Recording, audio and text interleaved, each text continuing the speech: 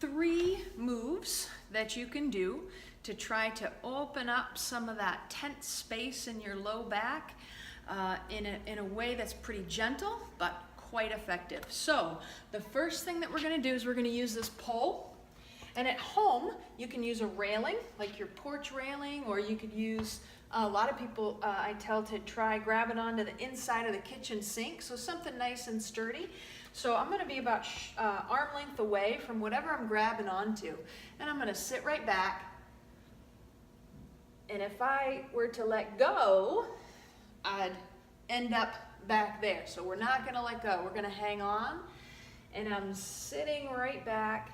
And when I come up, I'm going to really squeeze my butt and my thigh muscles so that we're using those to help you rise up. A lot of times we'll try coming up with the low back muscles, and that doesn't feel too good. That makes the narrow, that makes where our nerves run through the spine. It kind of closes up that space. So we want to open that space up. So we're going to go right back into that and squeeze and come up nice and slow. And it's a great idea for this one to do frequently, so maybe 2 or 3, but a bunch throughout the day.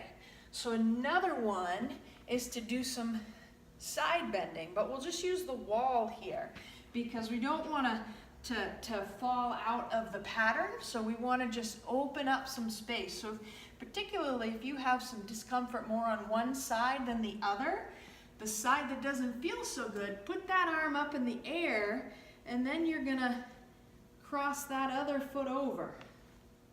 So we'll just do that a couple times. Put this, my right arm up in the air, and it's my left leg that's crossing right over.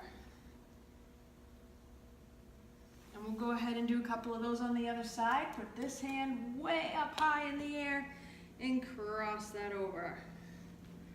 We'll do that one more time.